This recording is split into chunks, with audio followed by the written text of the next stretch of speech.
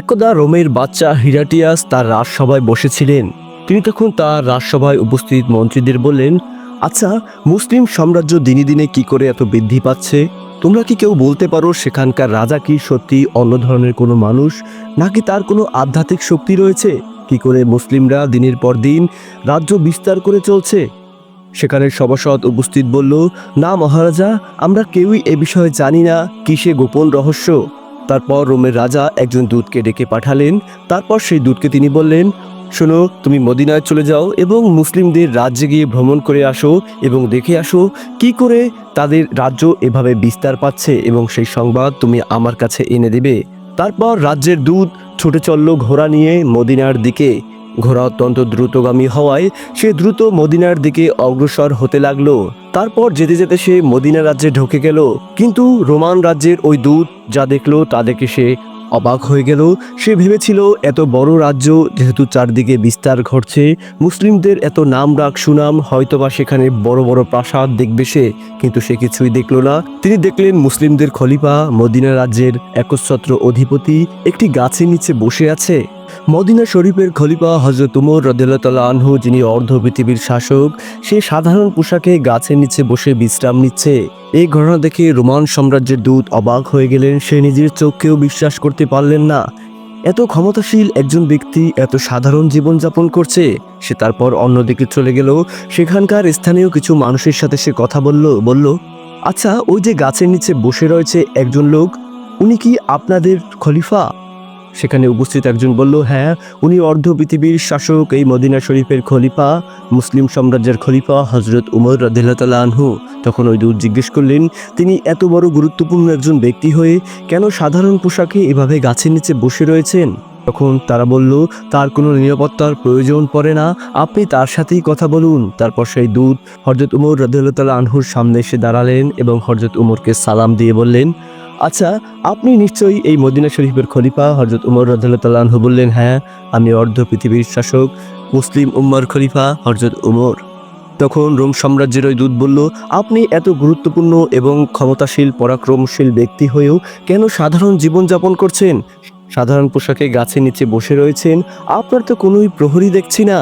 হযরত উমর রাদিয়াল্লাহু তাআলা আনহু বললেন, আমার কোনোই প্রহরীর প্রয়োজন পড়ে না, কারণ আমি ন্যায় বিচার প্রতিষ্ঠা করেছি। আর যে সত্যের পথে থাকে, ন্যায়ের পথে থাকে, তার কোনোই ভয় নেই, তাকে কেউই আঘাত করতে আসবে না। তখন রোম সাম্রাজ্যের ওই দূত খলিফা হযরত উমর রাদিয়াল্লাহু তাআলা আনহুর কথা শুনে অবাক হয়ে গেলেন। তারপর তার কাছ থেকে বিদায় নিয়ে সে ঘোড়া ছুটিয়ে আবার চললেন রোম সাম্রাজ্যের দিকে। মদিনা শরীফের এই তথ্য রোম সাম্রাজ্যের রাজার কানে পৌঁছে দেওয়ার জন্য তারপর রাজ দরবারে ঢুকে সেই দূত রাজাকে সালাম জানালেন এবং বললেন, জাহাপনা, আমি এমন একজন বাচ্চার সন্ধান পেয়েছি যার কোনো সাম্রাজ্য নেই, যার কোনো সিংহাসন নেই। তিনি এই পৃথিবীর বুকে একটি গাছের নিচে বসেই অর্ধ পৃথিবী শাসন করেন। রোম সাম্রাজ্যের রাজা এই কথা শুনে অবাক হয়ে গেলেন। তিনি তখন বললেন, তুমি কি তার সাথে কথা বলেছ? দূত বলল, হ্যাঁ জাহাপনা, আমি তার সাথে কথা বলেছি। মুসলিম সাম্রাজ্যের খলিফা ওমর আমাকে বলেছে তার কোনোই প্রহরীর প্রয়োজন নেই, কারণ তিনি ন্যায় বিচার প্রতিষ্ঠা করেছেন। রোম সাম্রাজ্যের রাজা দূতের মুখ থেকে এ কথা শুনে অবাক হয়ে গেলেন। তখন তিনি বললেন, এ নিশ্চয়ই কোনো মহাজ্ঞানীর কথা, তার ভিতরে রয়েছে আধ্যাত্মিক চেতনা, কোনো মহাজ্ঞানী ব্যতীত এ ধরনের কথা বলতে পারে না। তুমি আবারও আমার কিছু প্রশ্ন নিয়ে তার কাছে ছুটে যাবে। এই নাও একটি চিঠি, এই চিঠিটি তার হাতে পৌঁছে দেবে এবং একটি প্রশ্ন করবে। প্রশ্নটি হলো, তুমি তাকে বলবে আল্লাহ রব্বুল আলামিন কোন জিনিস দেখতে পান না। তিনি যদি আমার এই প্রশ্নের উত্তর সঠিকভাবে দিতে পারেন, তাহলে আমি কথা দিচ্ছি আমিও তার সত্য ধর্ম ইসলাম গ্রহণ করব। তারপর রোম সাম্রাজ্যের দূত তার রাজার কাছ থেকে সেই চিঠিটি নিয়ে আবারও মদিনা শরীফের দিকে রওনা করলেন। তারপর রোমের ওই দূত হযরত উমর রাদিয়াল্লাহু তাআলা আনহুর কাছে আসলেন। তিনি তখন দেখলেন অর্ধ পৃথিবীর শাসক, মুসলিম সাম্রাজ্যের খলিফা হযরত উমর রাদিয়াল্লাহু তাআলা আনহু তার সভাসদদের সাথে মাঠের ভিতরে দাঁড়িয়ে কথা বলছেন। তখন ওই দূতকে দেখে হযরত উমর রাদিয়াল্লাহু তাআলা আনহু বললেন, রোম সাম্রাজ্যের হে দূত, তুমি আবার কেন এসেছো? আমার কাছে কি জানতে চাও? তখন ওই দূত বলল, জাহাপনা, রোম সাম্রাজ্যের সম্মানিত বাদশা আপনাকে কিছু প্রশ্ন করেছেন লিখিত আকারে, আর মুখেও একটি প্রশ্ন বলেছেন। সে বলেছে আপনি যদি এই প্রশ্নগুলোর উত্তর দিতে পারেন, তাহলে আপনি মহাজ্ঞানী, সে বিশ্বাস করবে এবং সে ইসলাম ধর্ম গ্রহণ করবে। হযরত উমর রাদিয়াল্লাহু তাআলা আনহু বলল, ঠিক আছে, রোম সাম্রাজ্যের বাদশার প্রশ্নগুলো একে একে তুমি আমাকে বলো, আমি উত্তর দিব ইনশাল্লাহ। তারপর রোম সাম্রাজ্যের ওই দূত বলল, প্রশ্নগুলো হলো: 1, দুনিয়ার সবচেয়ে শক্তিশালী জিনিস কি? 2, সবচেয়ে মিষ্টি জিনিস কি পৃথিবীর? 3, সবচেয়ে তিক্ত জিনিস কি? 4, সবচেয়ে দূরের জিনিস কি? 5, সবচেয়ে নিকটবর্তী জিনিস কি? 6, সবচেয়ে বিস্ময়কর জিনিস কি? 7, সবচেয়ে ভারী জিনিস কি? 8, সবচেয়ে হালকা জিনিস কি? এবং সর্বশেষ মুখে সে যে প্রশ্নটি জিজ্ঞেস করেছে সেটি হলো, পৃথিবীর কোন জিনিস আল্লাহ দেখতে পান না? আপনি যদি এই প্রশ্নগুলোর সঠিক উত্তর দিতে পারেন তাহলে আপনার উপর সে খুশি হয়ে ইসলাম গ্রহণ করবে। হযরত ওমর রাদিয়াল্লাহু তাআলা আনহু বললেন, মহান রব্বুল আলামিন তিনি আমাকে জ্ঞান দান করেছেন। তো শোনো তাহলে, আমি তোমার বাচ্চার প্রশ্নের উত্তরগুলো দিচ্ছি, এগুলো তার কাছে পৌঁছে দিও। 1, সবচেয়ে শক্তিশালী হলো সত্য, সবচেয়ে মিষ্টি হলো ভালোবাসা, সবচেয়ে তিক্তি হলো অন্যায়ের ফল, সবচেয়ে দূরের হলো অতীতের সময় যার কখনো ফিরে আসে না। 5, সবচেয়ে নিকটবর্তী হলো মৃত্যু। 6, সবচেয়ে বিস্ময়কর হলো মানুষ যে মৃত্যুকে ভুলে গিয়ে দুনিয়ার পিছনে ছোটে। 7, সবচেয়ে ভারী হলো আমানত বা দায়িত্ব। 8, সবচেয়ে হালকা হলো অলসতা এবং আলস্য। রোমান সাম্রাজ্যের দূত প্রশ্নগুলোর উত্তর শুনে সে নিজেও চমকে গেল। তিনি মনে মনে ভাবলেন, হায় খোদা, পৃথিবীর একমাত্র শাসক হয়তো তিনি, যিনি মহাজ্ঞানী। এজন্য হয়তোবা তিনি ধুলার তখতে বসে অর্ধ পৃথিবী শাসন করছেন। তারপর এই প্রশ্নগুলোর উত্তর নিয়ে দূত তার ঘোড়া ছুটিয়ে আবার রোমান সাম্রাজ্যের দিকে চলে গেলেন। বাচ্চার কাছে গিয়ে সালাম জানিয়ে সম্পূর্ণ ঘটনা তিনি তাকে খুলে বললেন। রোম সাম্রাজ্যের বাচ্চা হযরত ওমর রাদিয়াল্লাহু তাআলা আনহুর এই প্রশ্নের উত্তর শুনে তিনি চমকে গেলেন এবং সর্বশেষ উত্তরটি তিনি জিজ্ঞেস করলেন, ঠিক আছে, আমি মুখে যে প্রশ্নটি করেছিলাম সেটির উত্তর হযরত ওমর কি দিয়েছিল আমাকে বলো। তখন রোম সাম্রাজ্যের ওই দূত বলল, হযরত ওমর রাদিয়াল্লাহু তাআলা আনহু বলছেন, আল্লাহ রাব্বুল আলামিন এই বিশ্বজগতের মালিক, তার হাত ধরেই সবকিছু সৃষ্টি হয়েছে। তিনি সবকিছু দেখতে পান, সবকিছুই শুনতে পান। 1000 কিলোমিটার দূরে 7 সমুদ্র 13 নদীর পারে সপ্তম আসমানের উপরে কি ঘটছে কি ঘটবে সবকিছুই তিনি দেখতে পান। তার না দেখা কিছুই নয়। রোমান সাম্রাজ্যের বাচ্চা ওমর রাদিয়াল্লাহু তাআলা আনহুর ঈমান দীপ্ত এই উত্তর শুনে তিনি অবাক হয়ে গেলেন। তিনি বললেন, শোনো হে দূত এবং সভায় উপস্থিত মন্ত্রীগণ, হযরত ওমর রাদিয়াল্লাহু তাআলা আনহু সত্যিই একজন মহাজ্ঞানী ব্যক্তি। কেনই বা তার মুসলিম সাম্রাজ্য বিস্তার লাভ করবে না?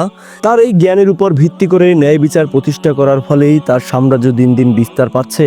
আমি আমার প্রশ্নের উত্তর পেয়ে গিয়েছি যে কিভাবে মুসলমানরা, মুসলিম শাসকরা তাদের রাজ্য বিস্তার করে চলছে।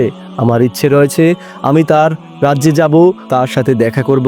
তারপর রোমান সাম্রাজ্যের রাজা হযরত ওমর রাদিয়াল্লাহু তাআলা আনহু, যিনি ছিলেন অর্ধ পৃথিবীর শাসক, ধুলায় বসে যিনি অর্ধ পৃথিবী শাসন করতেন, রোমান সাম্রাজ্যের রাজা মদিনার উদ্দেশ্যে রওনা করে চলে গেলেন হযরত ওমর রাদিয়াল্লাহু তাআলা আনহুর সাক্ষাৎ পাবার জন্য। অন্য একদিনের ঘটনা, হযরত ওমর রাদিয়াল্লাহু তাআলা আনহু গভীর রাতে চাদর মুড়ো দিয়ে তার রাজ্যে হাঁটছিলেন, কারণ তিনি সবসময় খোঁজখবর রাখতেন তার প্রজারা কেউ কোনো অসুবিধা কিংবা কষ্টে আছে কিনা। তিনি তার রাজ্যে ন্যায় বিচার প্রতিষ্ঠা করেছিলেন। এর জন্য পরিচয় গোপন করে তিনি রাজ্যের বিভিন্ন অলিতে গলিতে ঘুরে বেড়াতেন, রাজ্যের মানুষের কি কষ্ট হচ্ছে, কারণ সবাই কষ্টে থাকলেও রাজ্যের খলিফাকে এসে বলার সাহস করতো না। তাই হযরত ওমর রাদিয়াল্লাহু তাআলা আনহু রাজ্যে ঘুরে ঘুরে সবার দুঃখ কষ্ট অনুধাবন করার চেষ্টা করতেন।